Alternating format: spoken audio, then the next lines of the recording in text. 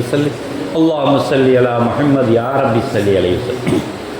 அன்னாதம் குடும்பத்தார்கள், தோழர்கள், இமாம்கள், பெரியோர்கள், நாதாக்கள், ஷேக்மார்கள், குறிப்பாக நம்மவர்கள் அனைவர்கள் மீதும் உலக மக்கள்கள் அனைவர்கள் மீதும் அல்லாஹ்வின் சாந்தியும் சமாதானமும் கருணையும் ஈடேற்றமும் என்றென்றும் இறங்கிக் கொண்டே இருக்கட்டுமாக. ஆமென். அல்லாஹ்வின் நல்லடியார்களே, அருமை பெரியார்களே, நாம் புனிதமான ஹஜ்ஜுடைய மாதத்திலே வீட்டிருக்கின்றோம். அல்லாஹ் தஆலா சொல்லி காட்டுவது போல, வலில்லாஹி அலன்னாசி ஹிஜ்ஜல் பைத் மனிசத்தா இலைஹி சபீலா. ஹஜ்ஜி செய்வது எவர்களுக்கு சக்தி இருக்கின்றதோ, பணத்தால், உடலால், உள்ளத்தால் யாருக்கு சக்தி இருக்கின்றதோ அவர்கள் அத்தகைய மீது கடமையாக்கியிருக்கின்றார்கள் அல்லாஹ் என்று அல்லாஹ் தஆலா குர்ஆனில் சொல்லி காட்டினார். பணம் இருக்கின்றது, ஆனால் உடல் ஒத்துழைக்கவில்லை. உடல் ஒத்துழைக்கிறது, ஆனால் பணம் இல்லை. உடலும் ஒத்துழைக்கிறது, பணமும் இருக்கின்றது, ஆனால் வேறு ஏதோ ஒரு காரணங்கள், அது முக்கியமான காரணம், பாதுகாப்பின்மை. பல இடங்களில் செல்லும் போது உயிருக்கு பாதுகாப்பு இல்லை, குடும்பத்தார்களுக்கு பாதுகாப்பு இல்லை என்ற ஒரு காரணம். இதெல்லாம் அல்லாஹ் தஆலா சொல்லி காட்டி இவர்கள் மீது, மற்றவர்கள் மீது கடமை ஆக்கப்பட்டிருக்கின்றது என்று சொல்லி காட்டுகின்றார். ஆனால் வமன் கஃபர, ஹஜ்ஜாவது ஒன்றாவது என்று மறுத்துட்டான். பணம் இருக்கு, உடல் வசதி இருக்கு, எல்லா வசதியும் இருக்குது, ஏன்பா உங்களுக்கு ஹஜ்ஜிக்கு போகலையா, ஹஜ்ஜாவது ஒன்றாவது என்று மறுத்து விட்டால்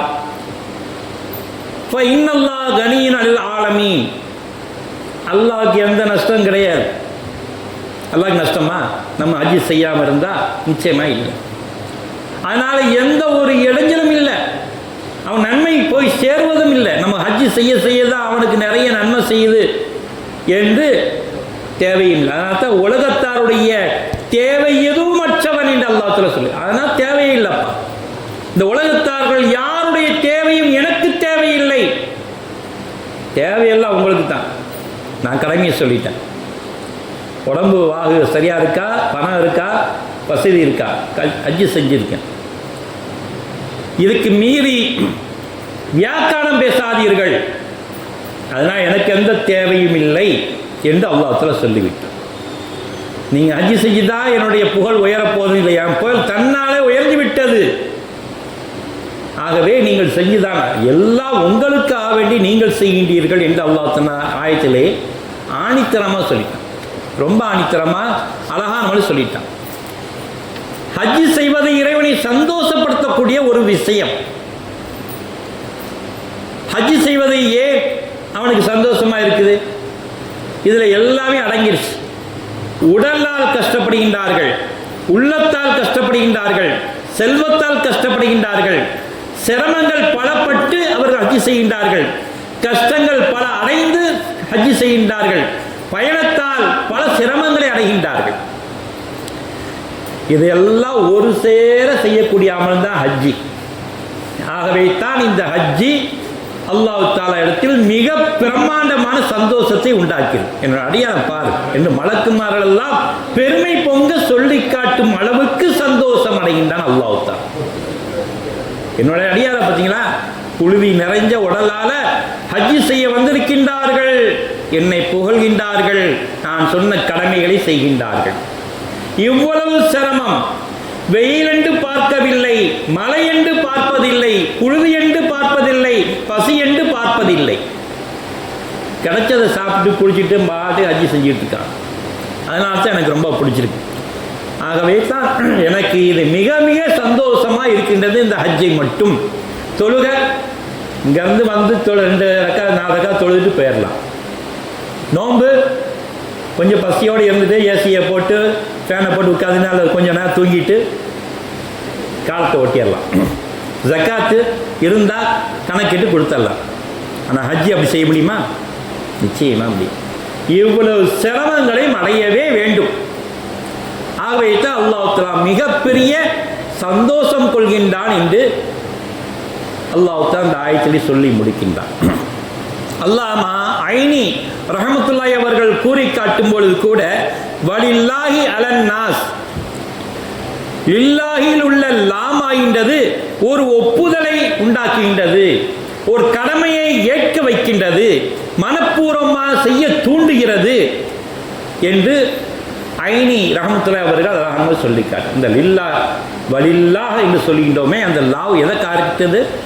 ஒப்புதல், மன ஒப்புதலோடு செய்யுங்க, கடமையை நிறைவேற்றுவதற்காக செய்யுங்க, மனப்பூர்வமாக ஏற்றுக்கொண்டு செய்யுங்க என்பதை அல்லாஹ் வலியுறுத்தி அந்த வெளியில்லாய் சொல்லி காட்டுகிறார். அலன்னாஸ், அப்படி ஒப்புக்கொண்ட ஏற்றுக்கொண்ட கடமைகளில் தவிர்க்க முடியாத கடமை. அலன்னாஸ் என்று சொல்லினானே, ஜனங்கள் மீது என்று சொல்லி காட்டினானே, அது தவிர்க்கவே முடியாது, எந்த காரணம் சொல்ல முடியாது. அவன் அல்லாஹ் சொன்ன காரணங்களோட எந்த காரணம் சொல்ல முடியாது. பணம் இருந்தால் செஞ்சே ஆகணும், உடல் உழைப்பு இருந்தால் செஞ்சே ஆகணும், அதுக்கு மாற்று கருத்தே கிடையாது. உங்கள் மீது கடமை, தவிர்க்க முடியாத கடமை என்பதை ஊர்ஜிதப்படுத்துகின்றது அந்த வார்த்தை என்று சொல்லி காட்டினார். சில ஜனங்கள் பல காரணங்கள் சொல்வார்கள், எங்களால் முடியாது, இப்போ வசதி இருக்கப்பா, அதுதான் முடியாது, நாளப்பின மருத்துவ செலவுக்கு ஆகாது, ஹஜ்ஜிக்கு 4 லட்சம் செலவழிச்சா ஏதாச்சும் ஒன்று ஆச்சுன்னா நான் செலவழிக்கணும்னா யார்கிட்ட போய் கடவாங்க அப்படின்னு ஒரு காரணம். அந்த காரணத்தை நீங்கள் சொல்லிவிட முடியாது. இது ஜனங்கள் மீது தோளில் சுமத்தப்பட்ட ஒரு கட்டாய கடமையாக்கப்பட்டிருக்கின்றது. எந்த காரணம் ஜல்ஜாம்னா சொல்ல முடியாது. என் செல்வம் குறைந்து விடுகின்றது, மறுமையில் அல்லாஹ் வேற விதமாக பார்த்துருவான். எனக்கு நோய் வந்தால் என்ன செய்வது? நோயை உண்டாக்கிடுவான். ஹஜ்ஜிக்கு போயிட்டு எனக்கு சலாமத்தான வாழ்க்கையை கொடு, நோயில்லாத வாழ்க்கையை கொடு, பரக்கத்தான வாழ்க்கையை கொடு.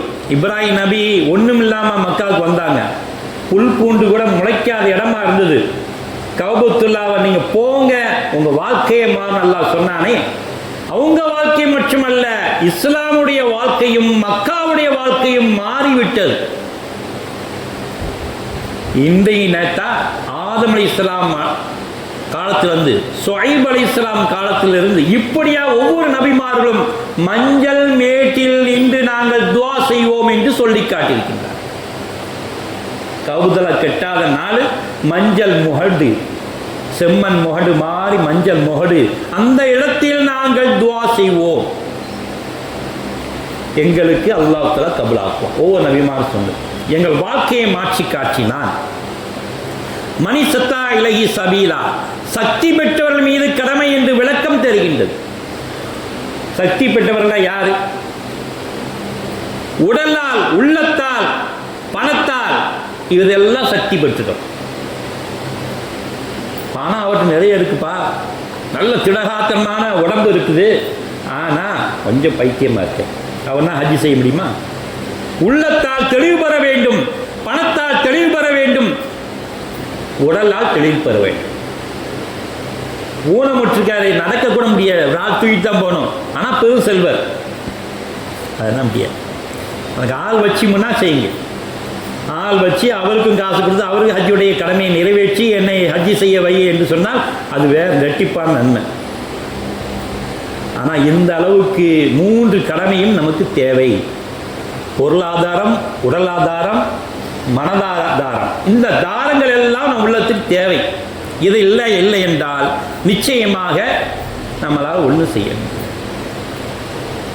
இதனை உதாசீனப்படுத்தியவர்கள் பெரும் நஷ்டவாளியாக இருக்கின்றார்கள். அல்லாஹ் தஆலா சொல்லிக்கான், வமன் கஃபர ஃபஇன்னல்லாஹ கனியுன் அனில் ஆலமீன் என்று சொல்லி முடிக்கின்றான். ஆகவேதான் ஹஜ்ரத் இப்னு உமர் ரலியல்லாஹு தஆலா அவர்கள் சொல்லி காட்டினார்கள், எவர் ஒருவர் செல்வம் இருந்து, உடல் வலிமை இருந்து, சக்தி இருந்து ஹஜ்ஜை புறக்கணிக்கின்றாரோ, பக்தி இல்லாமல் புறக்கணிக்கின்றார்களோ, அல்லாஹ் மீது பக்தி இல்லாமல் நான் செய்ய முடியாதுப்பா இவ்வளவு பொருளை இருந்து புறக்கணிக்கிறாரோ, அவர் கியாமத் நாளில் காஃபீர் என்று எழுப்பப்படுவார் என்று உமர் ரலியல்லாஹு தஆலா சொல்லியிருக்கிறார். நெற்றியில் அவருக்கு காஃபீர் என்று எழுதப்படும் என்று சொல்லிக்காட்டினார். இன்னும் ஒருபடி மேலாக ஹஜ்ரத் சயீத் இப்னு ஜுபைர் ரலியல்லாஹு தஆலா அவர்களும் இப்ராஹிம் நக்வி ரலியல்லாஹு தஆலா அவர்களும் முஜாஹித் பின் ரலியல்லாஹு தஆலா அவர்கள் தாவூத் ரலியல்லாஹு தஆலா இந்த இமாம்கள் நாம் சொல்லி காட்டினார்கள். இவர்கள்லாம் தாபியீன்கள். இவர்கள் எல்லோரும் கூறி காட்டும் பொழுது செல்வந்தராக சக்தியுடையவராக ஹஜ் செல்லக்கூடிய வழிவகைகள் இருந்தும் ஹஜ் செய்யாமல் இருந்தால் அவர் இறந்து போய்விட்டால் அவர் ஜனாசாக்கு கூட நாங்கள் போக மாட்டோம் என்று சொல்லிட்டாங்க. ஏன்பா அவர் பெரிய பணக்காரரப்பா, அவர் ஜனாசாக்கு போனால் என்ன, இவ்வளோ செல்வந்தை இருந்து என்ன செய்ய, ஹஜ் செய்யலையே, அதனால் அவங்க ஜனாசாக்கு போக மாட்டேன். சொல்ல இத்தனை தாபியங்கள் சொல்லிக்காரங்க, ஒவ்வொருத்தரும் போக மாட்டோம். அல்லாவுக்கும் ரசூலுக்கும் கட்டுப்பட்டவங்களுக்கு தான் ஜனாசாக்கு போகும். அல்லாவுக்கும் கட்டுப்படலை, ரசூல் சொன்னதுக்கும் கட்டுப்படலை என்று இந்த தாபியங்கள் வலியுறுத்தி காட்டினார். இதற்கெல்லாம் விளக்கம் கொடுக்கக்கூடிய இமாம்கள், செல்வம் இருந்தும் சக்தி இருந்தும் ஒருவர் ஹஜ்ஜி செல்லவில்லை என்றால் அவர் ஜனாசாக்கு போகக்கூட அர்த்தம் அல்ல, அவர் மறுமையில் காஃபிர் என்று அழுகிறது அர்த்தம் இல்லை. வமன் கஃபர, அதுதான் ஆயத்தில் தெளிவாக அல்லாஹ் சொல்லிட்டான். மறுத்தால் அப்படிப்பட்டவன் மட்டும்தான் நீங்கள் செய்யணும்.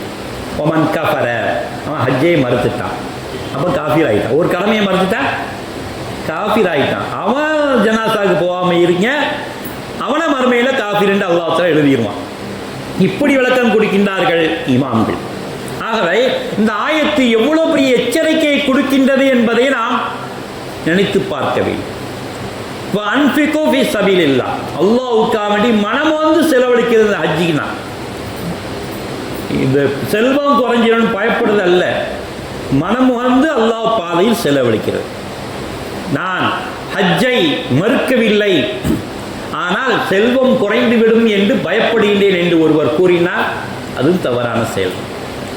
எனக்கு மருத்துவ செலவுக்கு தேவை என்று சொன்னால் அதுவும் தவறான செயல்தான்.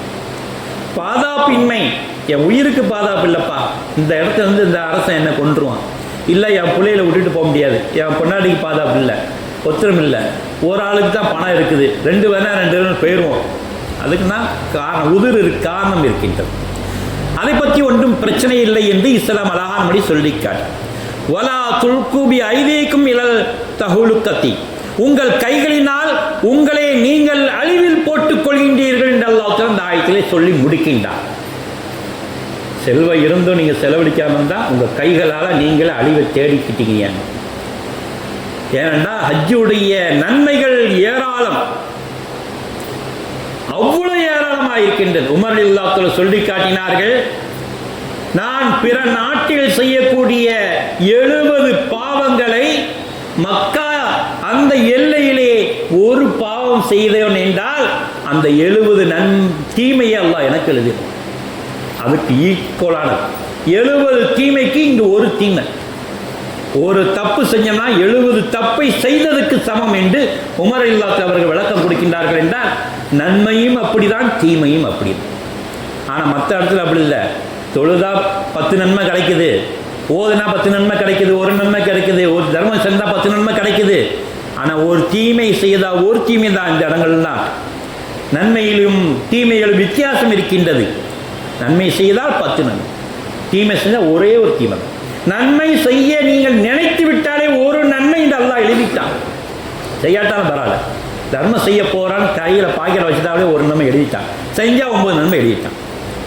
ஆனால் தீமை செய்ய போகின்றேன் என்று சொன்னால் தீமை எழுத மாட்டான்.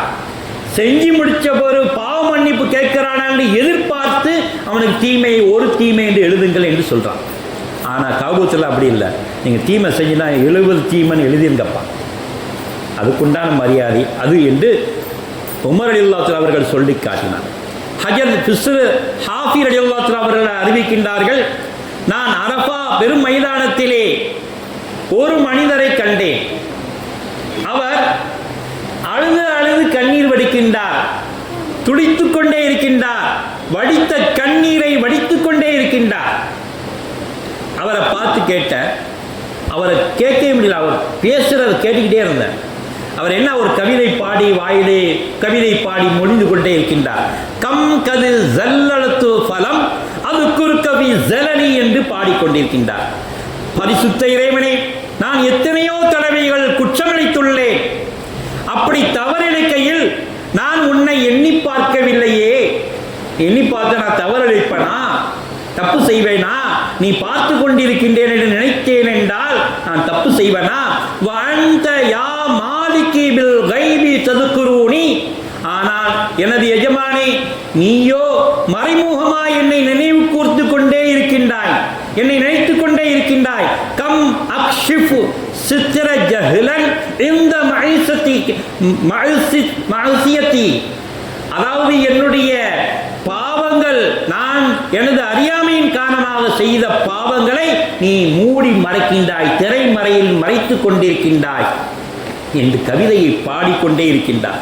அடுத்த அடியை பார்க்கும்போது வாந்த தல்துஃப்னி ஹில்மன் வா தஸ்துர்னி, ஆனால் நீயோ மிகவும் பொறுத்து உள்ளாய், பொறுமையின் பால் அருள் கூர்ந்து தயவை காட்டி வந்தாய், மேலும் என்னை திரையிட்டு மறைத்து வைந்தாய் என்று இப்படி பாடிக்கொண்டிருக்கின்றார்.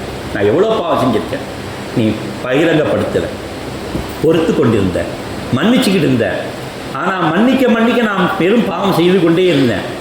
ஹஜ்ஜி செஞ்சவனை மலை போல உள்ள பாவத்தை எப்படி மன்னிப்ப? என்னுடைய கருணை அதை விட பெருசுப்பா. உன் கோடு சின்ன கோடு, என்னுடைய கருணை அதை விட பெரிய கோடு.